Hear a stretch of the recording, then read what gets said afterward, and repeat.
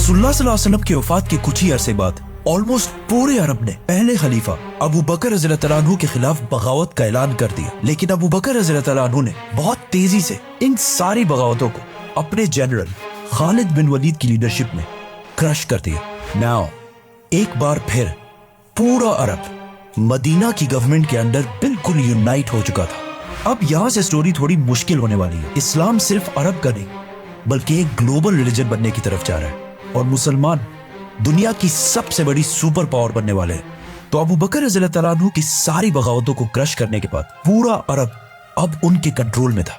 लेकिन अरब फिर भी एक डेजर्ट था और बहुत ही गरीब इलाका था और पूरा अरब यूनाइट होने के बाद भी एक सुपर पावर नहीं बन सका। असल सुपर पावर अरब से बाहर रोमन और पर्शियन एम्पायर थी। ये दोनों एम्पायर्स दुनिया की बहुत बड़ी और बहुत पुरानी एम्पायर्स थी। इस्लाम के पहले दिनों से जब मुसलमान बहुत कमजोर थे, रसूलुल्लाह सल्लल्लाहु अलैहि वसल्लम बार बार उन सख्त हालात में भी फरमाते थे कि एक दिन हम रोमन और पर्शियन एम्पायर को फतह करेंगे, जिस पर मक्का के लोग इनका हमेशा बहुत मजाक उड़ाते थे। लेकिन अब सिर्फ कुछ ही साल बाद मदीना की रियासत इन दोनों सुपर पावर्स से टकराने वाली थी और आप सल्लल्लाहु अलैहि वसल्लम की इस बात को पूरा करने के लिए अल्लाह ने पहले से प्लानिंग की हुई थी। मतलब जब मुसलमान हिजरत के बाद मदीना में आहिस्ता आहिस्ता सेटल हो रहे थे, उसी टाइम रोमन और पर्शियन एम्पायर आपस में बहुत सख्त लड़ाई चल रही थी, जिसे हम इस वीडियो में एक्सप्लेन कर चुके हैं। इन दोनों एम्पायर्स की आपस में इतनी सख्त लड़ाई हुई थी कि अब ये दोनों एम्पायर्स पहले जैसी स्ट्रांग नहीं रही थी और आपस में लड़ लड़ कर दोनों सुपर पावर्स बहुत कमजोर हो चुकी, जिसकी वजह से ये मुसलमानों के पास बेस्ट टाइम था कि इन दोनों सुपर पावर्स को वंस एंड फॉर ऑल खत्म कर दिया जाए, क्योंकि ये दोनों एम्पायर्स इस्लाम के लिए सबसे बड़ा खतरा थे। फॉर एग्जाम्पल रोमन एम्पायर की बादशाह हेराक्लियस, उन्होंने जंगी मुता और जंगी तबूक में मुसलमानों को खत्म करने की कोशिश भी की। लेकिन फिर भी अबू बकर रज़ियल्लाहु तआला अन्हु ने पहला हमला रोमन एम्पायर पर नहीं बल्कि पर्शियन एम्पायर पर किया। इससे कुछ साल पहले रसूलुल्लाह सल्लल्लाहु अलैहि वसल्लम ने दुनिया के सारे बादशाहों की तरफ लेटर्स भेजे थे और उन्हें इस्लाम की तरफ आने का हुक्म दिया, जिसका सबसे बुरा रिस्पॉन्स पर्शियन बादशाह खुसरो ने दिया था और आप सल्लल्लाहु अलैहि वसल्लम के भेजे हुए लेटर को बहुत गुरूर के साथ फाड़ दिया था, जिसके बाद पर्शियन एम्पायर और मुसलमानों के दरमियान हमेशा एक कोल्ड वॉर चलती रहती थी और पर्शियन एम्पायर बार बार मुसलमानों की गवर्नमेंट को थ्रेट्स भी भेजती थी। लेकिन आप सल्लल्लाहु अलैहि वसल्लम के लेटर को फाड़ने के बाद उसी पर्शियन बादशाह खुसरो के बेटे ने उसे कत्ल करके खुद पूरे ईरान का बादशाह बन गया। लेकिन कुछ ही अरसे बाद उस बेटे के आर्मी चीफ ने उसे तख्त से हटा दिया और खुद बादशाह बन गया। फिर बाकियों ने मिलकर उसे भी तख्त से हटा दिया और एक औरत को मलका बनाया। फिर उसे भी हटा दिया गया और उसकी जगह किसी दूसरे को लाया गया। फिर उसे भी हटा दिया गया। मतलब बिल्कुल थोड़े से अरसे में ईरान के 10 बादशाह बदले गए। इस सब की वजह से ईरान की गवर्नमेंट बाकी दोनों के मुकाबले में बहुत कमजोर हो चुकी थी। जिस तरह अगर आज हमारे मुल्क को देखा जाए तो पिछले कुछ ही सालों में पाकिस्तान में 7-8 प्राइम मिनिस्टर्स को थोड़े थोड़े अरसे के बाद बदला गया है और in the same time India और बांग्लादेश में एक ही लीडर रहा है, जिसकी वजह से पाकिस्तान इन दोनों कंट्रीज से बहुत पीछे रह चुका है। उसी तरह पर्शियन एम्पायर भी अपने लीडर्स के बार बार चेंज होने की वजह से बहुत कमजोर हो चुका था और इस बात का मुसलमानों के लीडर अबू बकर रज़ियल्लाहु तआला अन्हु को बहुत अच्छी तरह पता था। इसीलिए बगैर कोई टाइम वेस्ट किए उन्होंने 2 बड़े फैसले किए कि पर्शियन एम्पायर पर हमला करने वाली फौज में सिर्फ और सिर्फ वो मुसलमान होंगे जो खुद इस जिहाद के लिए वॉलंटियर करें और जो ना लड़ना चाहे वो ना लड़े।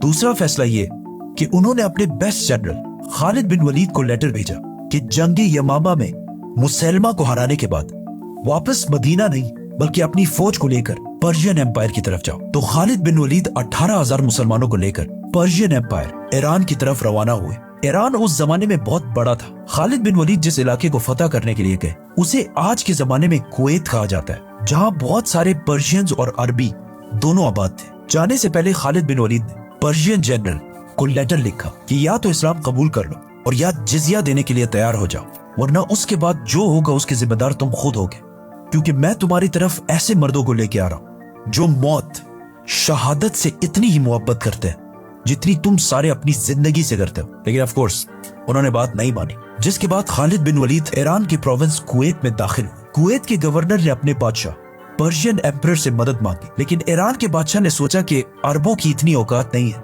कि वो द ग्रेट पर्शियन एम्पायर से लड़ सके, तो उन्होंने मुसलमानों की फौज को इतनी अहमियत नहीं दी और अपने गवर्नर की एक्स्ट्रा फौज के साथ मदद नहीं की। सुपर पावर पर्शियन एम्पायर के बादशाह ने मुसलमानों को उसी तरह लाइटली लिया जिस तरह 9/11 के बाद सुपर पावर अमेरिका ने अफगानिस्तान को लिया था, और 20 साल जंग के बाद भी बहुत बुरी तरह हार गए थे। ईरान कोई छोटी सी एम्पायर नहीं थी, बल्कि पिछले हजारों साल से दुनिया की सबसे बड़ी सुपर पावर्स में से एक थी, जिसकी लड़ाई हमेशा वेस्ट में रोमन एम्पायर के साथ होती रहती थी। और अरब की पिछले हजारों साल से कभी भी इतनी हिम्मत नहीं हुई थी कि वो पर्शियन एम्पायर के सामने सर उठा सके, क्योंकि इस्लाम से पहले अरब कभी यूनाइट हुआ ही नहीं था। ईरान के बादशाह की इस गलती से मुसलमानों को बहुत ज्यादा फायदा हुआ और 18,000 मुसलमान फुल स्पीड कुवैत के पहले शहर कज़ीमा की तरफ रवाना हुए।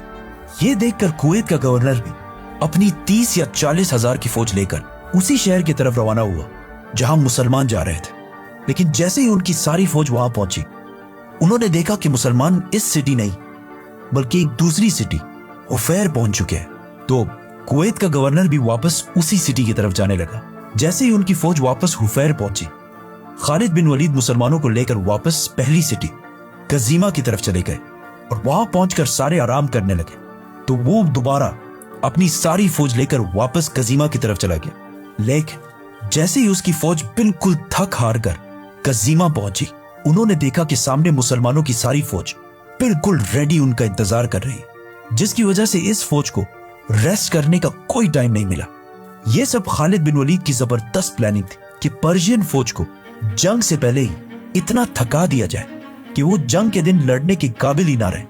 नाउ मुसलमानों की फौज और पर्शियन एम्पायर की फौज में बहुत बड़ा डिफरेंस था, क्योंकि पर्शियन एम्पायर एक सुपर पावर थी और उनकी आर्मी को दुनिया की बेस्ट आर्मी समझा जाता था। लेकिन इतनी प्रोफेशनल फौज होने की वजह से इनका बॉडी आर्मर और सामान हमेशा बहुत ज्यादा और बहुत भारी होता था, जिसकी वजह से उनकी फौज को एक जगह से दूसरे जगह जाने में बहुत मुश्किल होती थी। जिसके मुकाबले में अरब फौज कोई फौज नहीं बल्कि बस आम मुसलमान थे, और इनका आर्मर और सामान बहुत सिंपल और हल्का होता था, जिसकी वजह से इनकी स्पीड बाकी फौजों से बहुत तेज होती थी।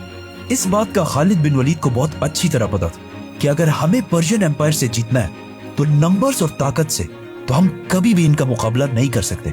हमें सिर्फ अपनी स्पीड यूज करनी पड़ेगी, और इसी स्पीड को यूज करते हुए उन्होंने बहुत तेजी से रोमन और पर्शियन एम्पायर जैसे सुपर पावर्स को गिरा दिया था, जिसे हम पूरा एक्सप्लेन करेंगे तो सब्सक्राइब। आखिर पर्शियन फौज और मुसलमानों की फौज तारीख में पहली दफा आमने सामने हुई। सबसे पहले ईरान के जनरल अपनी फौज से आगे बढ़े और मुसलमानों के जनरल खालिद बिन वलीद को अकेले लड़ने का चैलेंज दिया, जिस पर पर्शिया की आर्मी जोर जोर से नारे लगाने लगी। लेकिन उन सारों ने देखा कि मुसलमानों की फौज से ऑलमोस्ट 7 फुट का आदमी तलवार लेकर उनकी तरफ बढ़ रहा है, क्योंकि बॉडी के लिहाज से खालिद बिन वलीद को हजरत उमर का ट्विन समझा जाता है।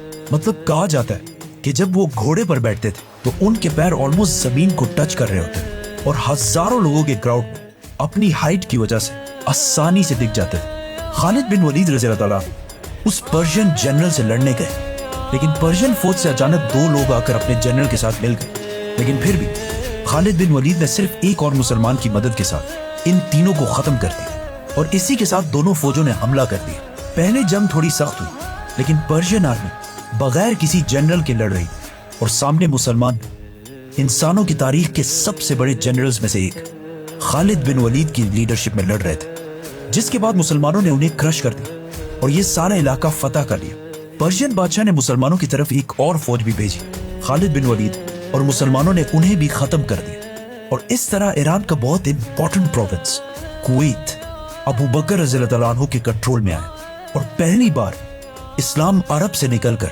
एक ग्लोबल रिलीजन की तरफ जाने लगा। आज दुनिया में 2 बिलियन मुसलमान हैं, और कहा जाता है कि दुनिया में ऐसा एक सेकंड भी नहीं गुजरता कि कहीं ना कहीं दुनिया के किसी कोने में आजाद ना दी जा रही हो। लेकिन आखिर इस्लाम इतना बड़ा रिलीजन बना कैसे, ये हम सब के लिए समझना बहुत इंपॉर्टेंट है। So subscribe.